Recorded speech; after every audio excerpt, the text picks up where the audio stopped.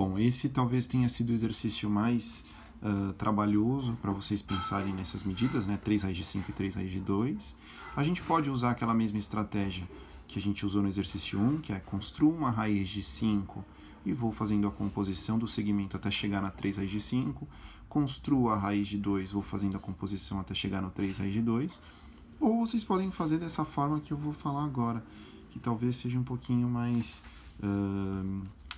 como eu posso dizer, interessante. Talvez interessante não seja a melhor palavra, mas uma construção com mais classe, vamos dizer assim.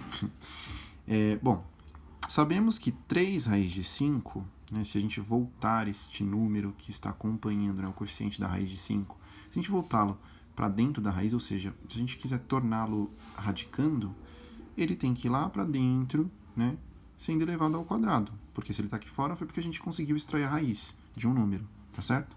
Então, a estratégia é essa, ó. Volto ele, fica 3 ao quadrado vezes 5 dentro da raiz, que é o mesmo que a raiz de 9 vezes 5, que é o mesmo da raiz de 45, tá certo?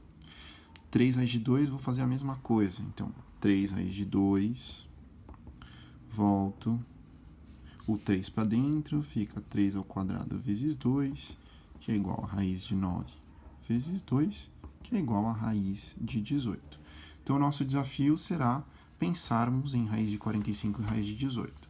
Estratégia que a gente vai usar? Aquele padrão, né? Então, raiz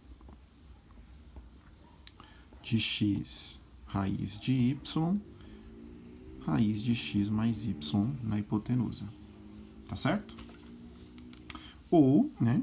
Ou a gente também pode enxergar dessa outra maneira. Raiz de A, raiz de B.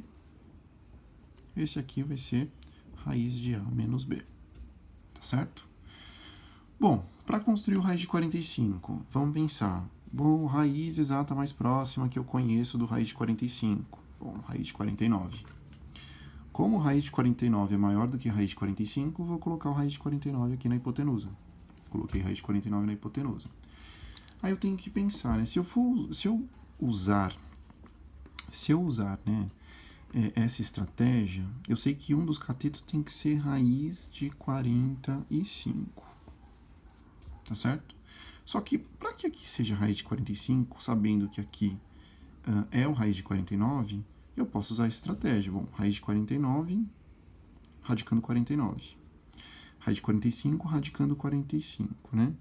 Então, eu tenho que pensar quem que tem que ser o radicando, né, da raiz que está aqui no outro cateto para gerar esse raiz de 45. Então, vamos lá. Aqui nós temos que ter o raiz de 4, tá? Por quê? Raiz de 4 é uma medida que a gente tem na régua, tá? Raiz de 4 é uma medida que a gente tem na régua.